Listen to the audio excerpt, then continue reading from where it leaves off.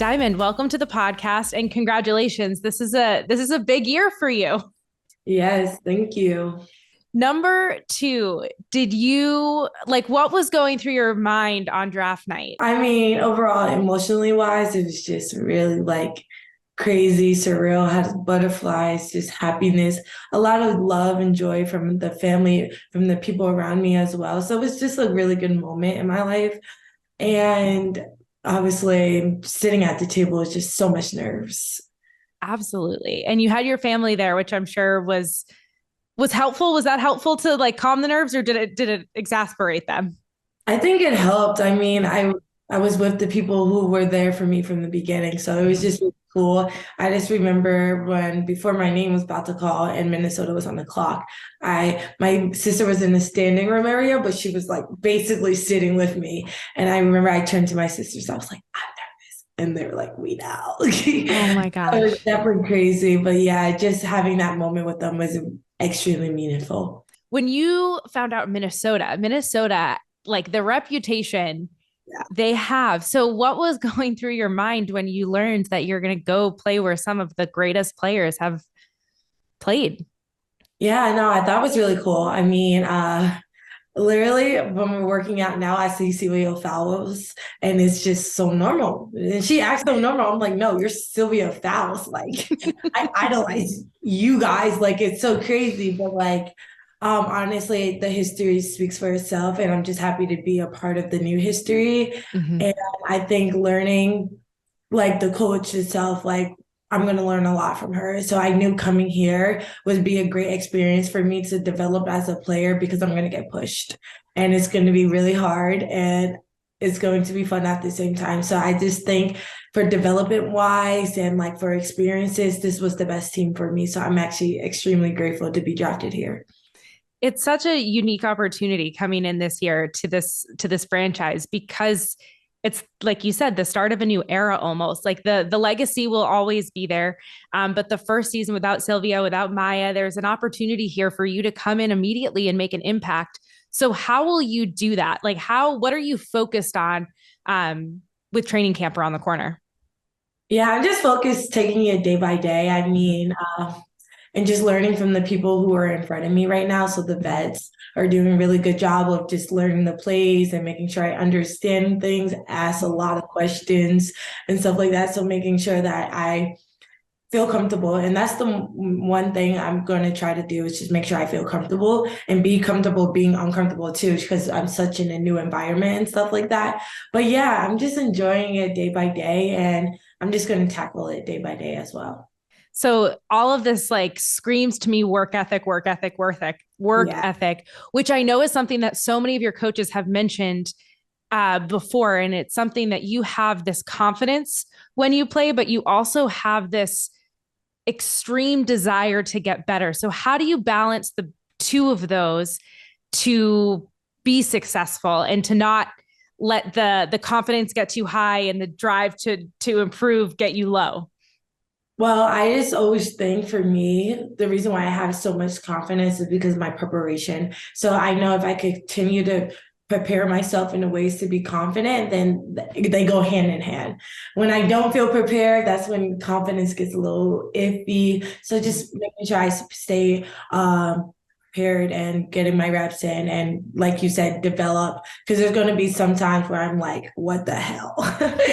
But I'm just going to enjoy those moments and grow from them as well. And every day, and I love sports because every day you have a chance to learn something new. So Mhm. I'm just going to be a sponge. So far you've interacted with some of the vets on the team. Has there been something that stood out to you? Like, what have you learned? What's the biggest lesson so far you've learned? Honestly, they've been very sweet. I mean, I'm a little hard on myself, and sometimes when I miss something or I know I could make it and I miss, they're like, "You're good." I'm like, "No, I can't make that." They're like, "Yeah, we know, but you're still good." And it's like, Yeah. give me a lot of reassurance. So honestly, they're doing really good job as being vets. I mean, they're really nice, Mhm. which is a plus. And yeah, I think honestly, right now, since work guys are really chill, I think we're gonna figure out there I'm gonna learn a lot more from them, especially during training camp and stuff like that. Absolutely. Absolutely. And so let's go back to your family here because I know your dad coached you growing up. You played with your sister. Um, how did they help shape you into the player that you are now?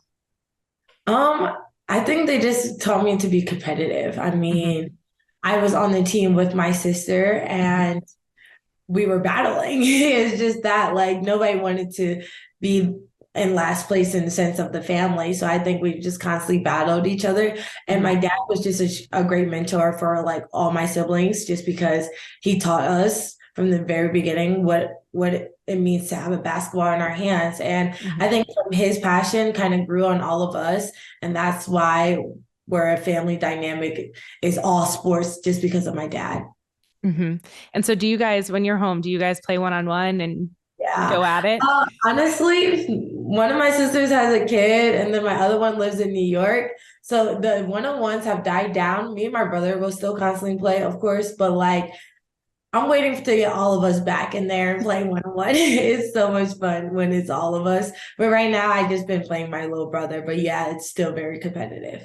That's amazing. That's amazing. And it's probably super cool for him to look up to you and say, my big sister is Yeah, a WNBA player. I wonder if he actually looks up to me or not. But I do see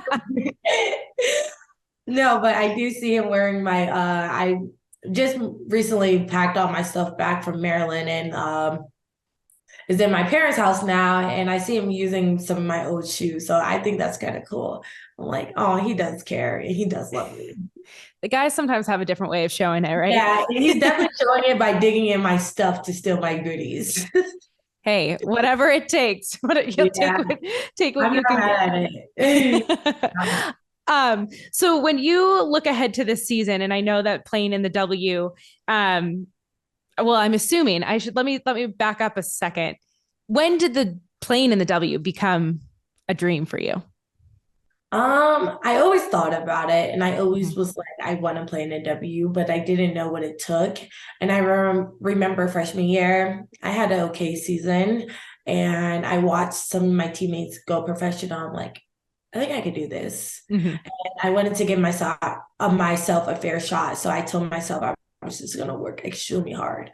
Mhm. And whatever happens, happens. You obviously you never know the future, but I knew I was going to put my best foot forward into determining what my future could be. So yeah, I just told myself to work hard and I'm gonna get Mhm. better. And I love that that. that motivation kind of helped me. Yeah. That's great. Okay, so you did have this dream from early on Yeah, to play yeah. in the W. You're here now. The season is just around the corner. But when you look back, because the transition and so many players talk about this, is that you go from your college team to your professional team so quickly. What are you going to miss the most about college hoops? Honestly, I don't know yet, like because Mhm. I'm still trying to figure out certain things. But I do know my teammates from college are still my teammates now. I literally was just on the phone with Lav, and I'm going to continue to be their teammate, even though I'm Mhm. not there anymore. I'm in a different location. Mhm. We're still friends. I mean, that's one thing about college. You make long-term friends, and yeah, those are my broskies. So I don't think nothing has really changed since the transition. It's just now that I'm in Minnesota and they're in Maryland. That's it. What did you learn from your college teammates about and like creating a culture, a winning culture that you want to bring with you to Yeah, Minnesota? I think I'm just gonna bring like the same thing I've been doing, it's just hard work. I Mm-hmm. mean, and bringing that passion to the game again. I just want to continue to do that. Mm-hmm. Uh, they drafted me for a reason, so I'm not going to change who I am. And whatever my role may be, I'm still going to be the same person in that role, no matter what. I love to hear you say that because every vet that I've talked to says their best piece of advice to the rookies is be yourself. So you're one step ahead of everyone. Yeah, you just have to, it's a new transition, and there's a lot of change. I know that. But one Mm-hmm. thing that I don't want to change is stuff that's going on within me. So Mm-hmm. I'm just going to stay positive no matter the situation and just continue to be confident in who I am.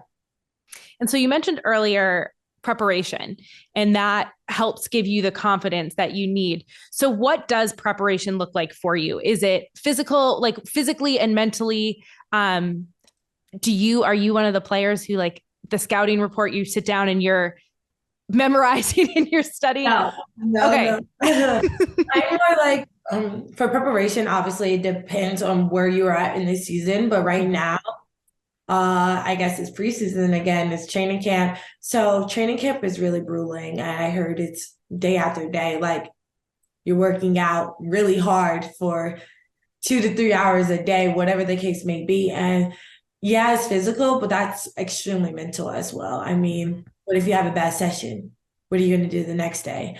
Are you going to have another bad session, or are you going to bounce back, or whatever the case may be? So yeah, just making sure I stay mentally strong. And I know it's going to be sometimes where I feel fatigued. Am I going to let that get to me and stuff like that? Just certain things like that. So physically, I feel like I'm there. Like, I feel like I'm in good shape, but who knows? I might be gassed. I don't know. But yeah, this is my first time. I really can't say too much, but I'm just trying to prepare myself for the unexpected. In college and in high school, to stay mentally prepared, what do you do? What do you do to, like, step away from basketball? Like, does stepping away from it, not thinking about it, help you show up better the next day? I think it does. I mean, Yeah. certain things that I do is just like watch Netflix on the phone with my friends and family. Mm-hmm. Um, just sometimes I go on walks. Like, it's like, Yeah. especially out here, like I'm living by myself now. So I'm just like, let's just walk to CVS. Yeah. Just finding things out here, and just exploring. So I think that helps me.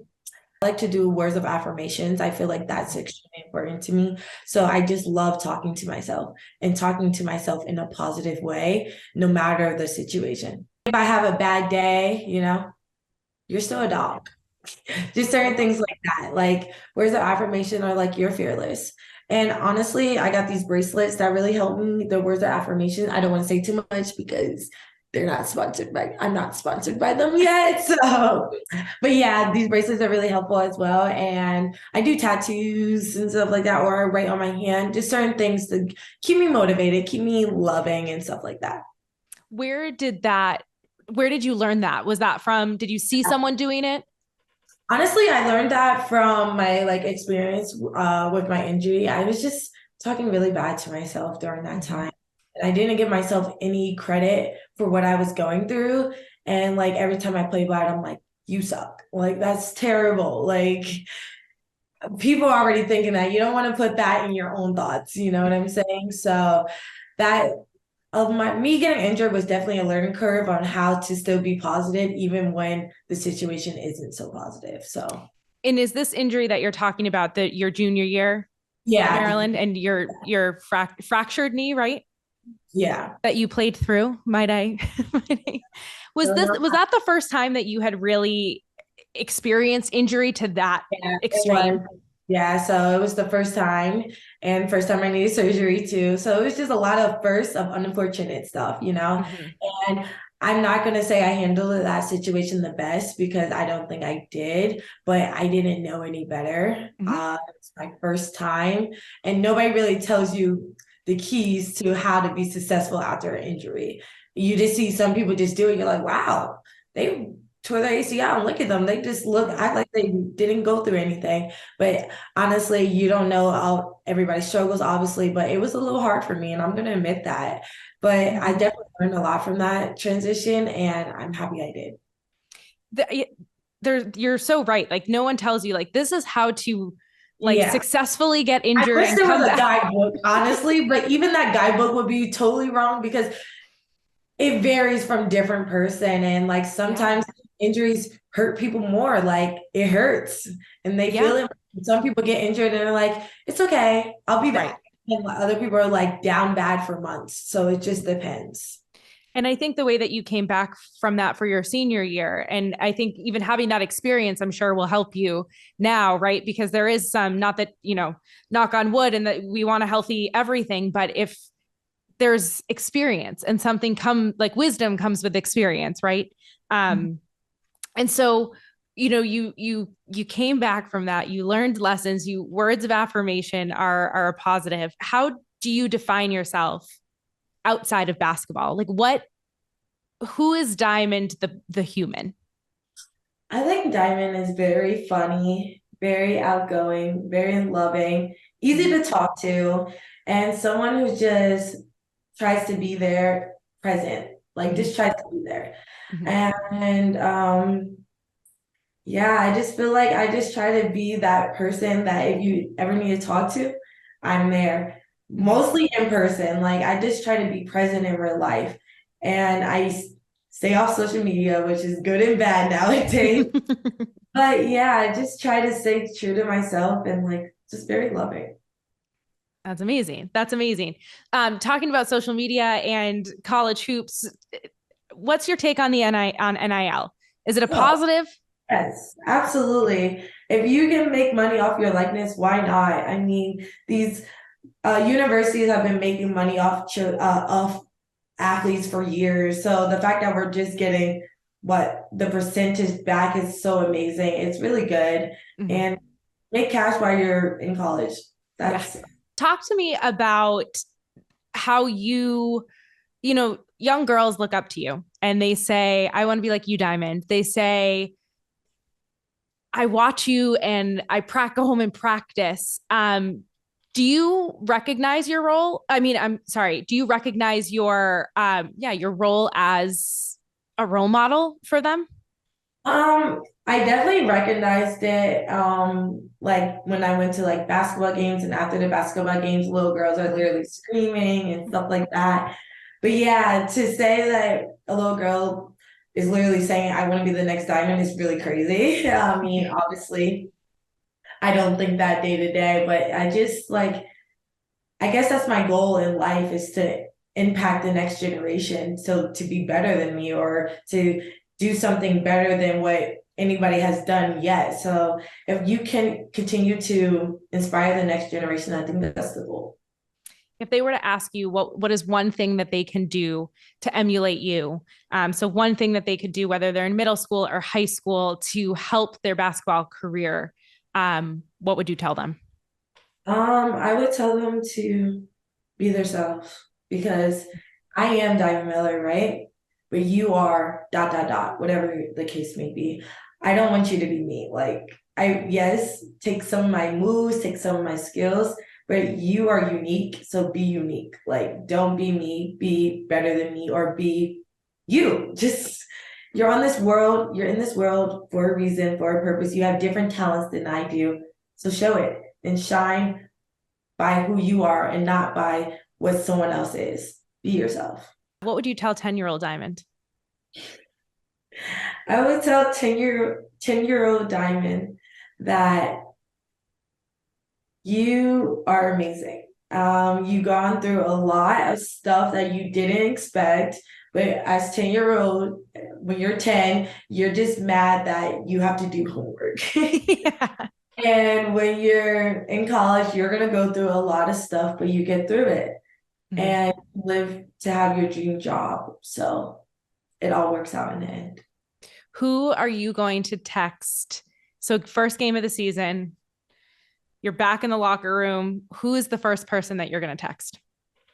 Honestly, they might be at that game, but if none of my family and friends are there, I definitely would be by my mom and dad. Mhm. Obviously, I'm gonna call them right away because I know they're gonna be tuned in. My sisters will be next. Yeah, everybody. It's gonna be crazy. It's gonna be fun. I'm excited. I just like loved seeing your family's emotion around it because it just I think it shows who you are to them, and that is something that we don't all get to see, right? Like we don't know the 21 years that led up to here, and they do. So that's really special to have that. What will success look like for you this season? Success will just be being myself. Like Mhm. I literally just want to have fun out there and I want to feel like I'm having fun because when I'm having fun, that's the best version of me. So, yeah. And also get better. I do want to get better. I mean, Mhm. I'm going to have a lot of growing to do. Obviously, this is just the beginning of my career, which is so exciting because I feel like the sky's the limit for me. So, Mhm.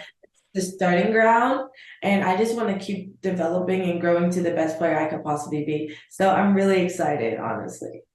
I love that. You mentioned Sylvia off the top of being someone that has now become a normal. Her, yeah, and give her So, a hug. so who, I mean, this is something that you've watched the WNBA. Who are you like most excited to play against?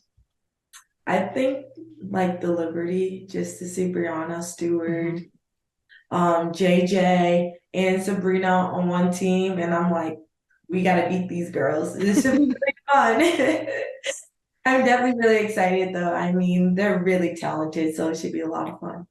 It's going to be, I'm really excited to see. I mean, all of your draft class is talented too. So to see the impact that you guys are all going to make. And I think the expectation, for a lot of you guys was that there was immediate impact. It wasn't just come join the team and like, we'll see where it goes. It was, you're all where you are for a reason.